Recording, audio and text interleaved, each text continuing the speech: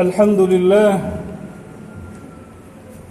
لله الأحد القهار الرحيم الغفار أحمده على فضله المدرار وأشكره على نعمه الغزار أشهد أن لا إله إلا الله وحده لا شريك له العزيز الجبار وأشهد أن محمدا عبده ورسوله المصطفى المختار اللهم صل وسلم على سيدنا محمد وعلى آله الطيبين الأطهار وإخوانه الأبرار وأصحابه الأخيار ومن تبعهم بإحسان ما تعاقب الليل والنهار فيا أيها المسلمون أوصيكم بتقوى الله وطاعته فقد فاز المتقون كما قال الله تعالى في كتابه العزيز أعوذ بالله من الشيطان الرجيم بسم الله الرحمن الرحيم يا أيها الذين آمنوا اتقوا الله حق تقاته ولا تموتن إلا وأنتم مسلمون معاشر المسلمين وزمرة المؤمنين رحمكم الله. Alhamdulillah, di siang yang penuh berkah, di Sayyidul Ayyam, Yaumul Jum'ah, kita dikumpulkan oleh Allah Subhanahu wa taala di tempat yang mulia, di tempat yang berkah, di waktu yang berkah. Maka kita bersyukur kepada Allah Subhanahu wa taala atas nikmat yang Allah Subhanahu wa taala berikan kepada kita.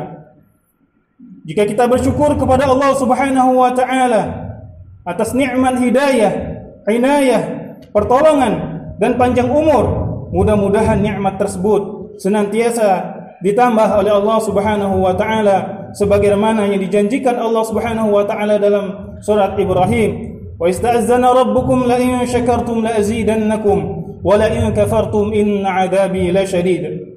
Dan Allah Subhanahu wa taala telah memaklumkan, dan jikalah kalian bersyukur atas nikmatku, maka aku akan tambah nikmat tersebut. Namun jikalau kalian kufur, maka azabku sangatlah pedih. Salawat dan salam kepada baginda Rasulullah sallallahu alaihi wasallam sebagai tauladan bagi kita semua, qudwah hasanah hingga yaumul qiyamah.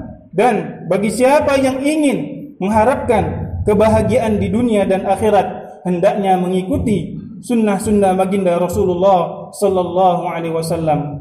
Yang paling terkecil di hari Jumat yang penuh berkah ini, marilah kita memperbanyak salawat kepada baginda Rasulullah sallallahu alaihi wasallam.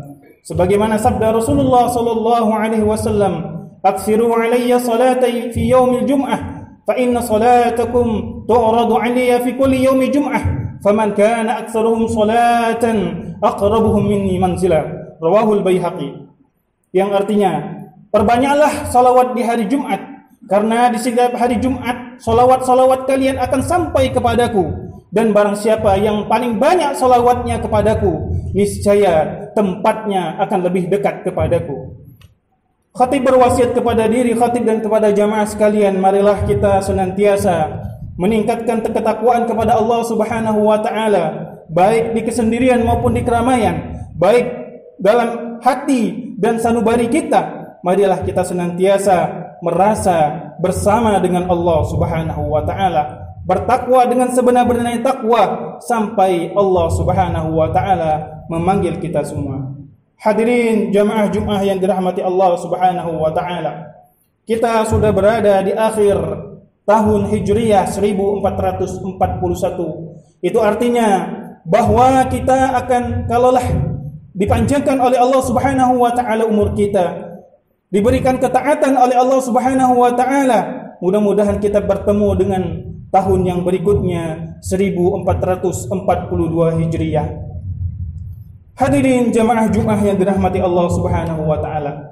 Lalu apa yang dapat kita perbuat dengan di akhir tahun ini menjelang tahun yang akan datang?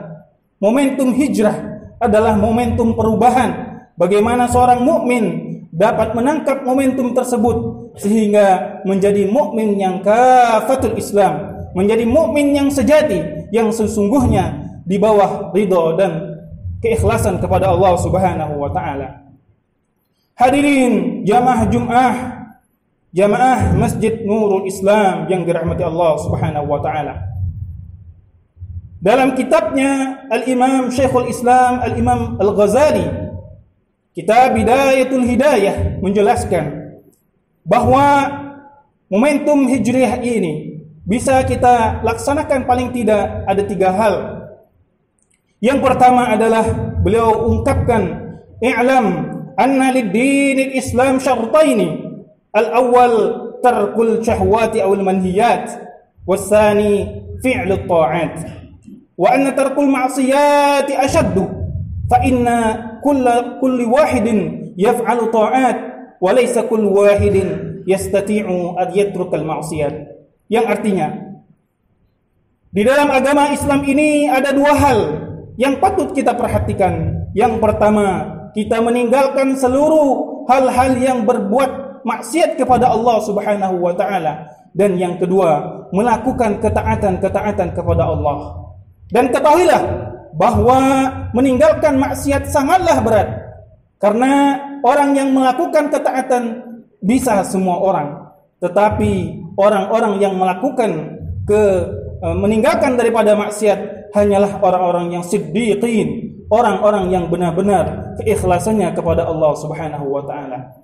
Kemudian Al-Imam Ghazali menyebutkan, kama kadzalika qala Allah sallallahu alaihi wasallam fi kitabihi fi sunnatihi, al-muhajiru man hajara asy-syahwat,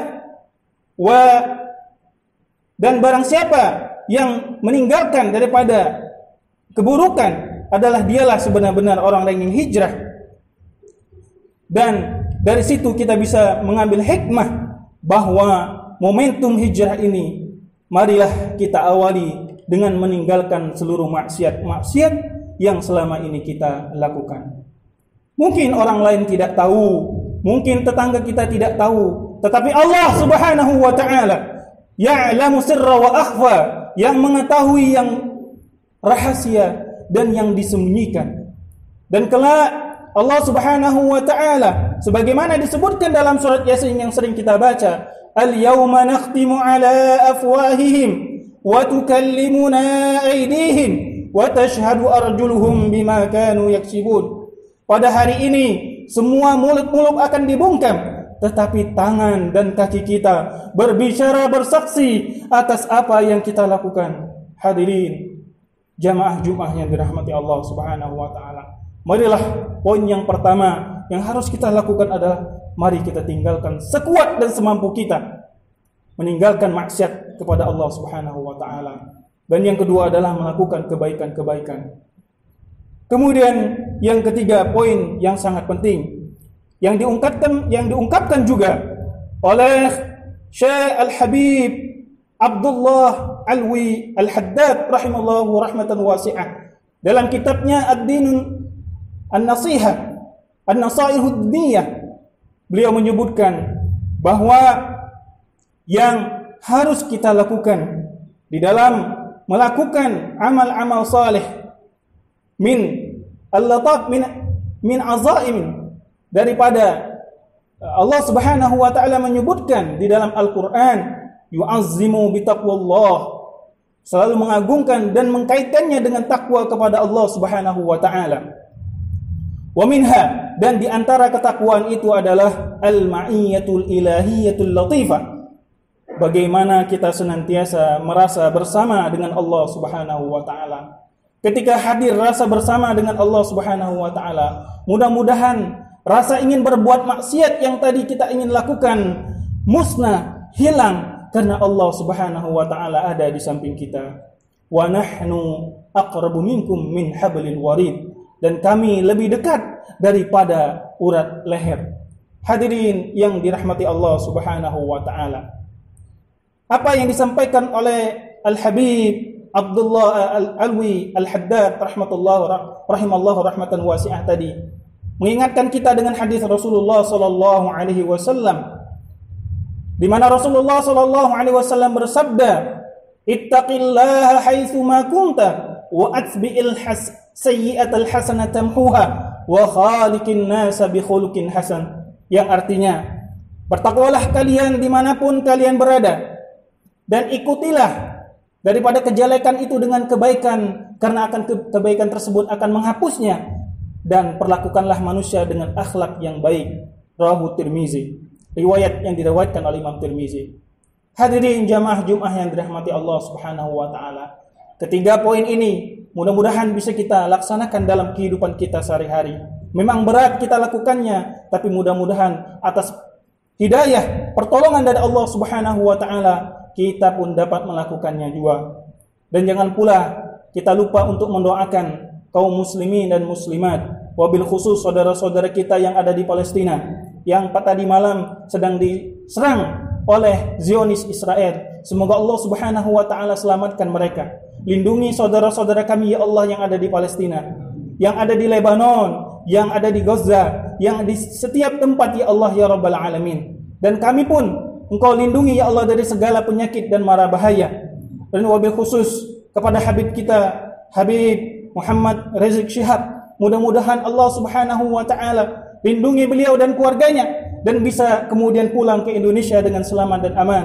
Amin, amin ya Rabbal Alamin. Dan tidak pula kita lupa untuk mendoakan pengurus dan jamaah Masjid Nurul Islam. Mudah-mudahan Allah Subhanahu wa taala sehatkan bagi mereka yang sedang sakit. Allah mudahkan urusannya yang sedang dalam keadaan kesulitan, dan mudah-mudahan senantiasa diberikan keistiqomahan oleh Allah Subhanahu wa taala di dalam memperjuangkan kalimat Allah Subhanahu wa taala. Barakallahu li wa lakum fil Qur'anil azim wa nafa'ani wa iyyakum bima fihi minal ayati wa dzikril hakim wa taqabbal minni tilawatahu innahu huwal ghafurur rahim.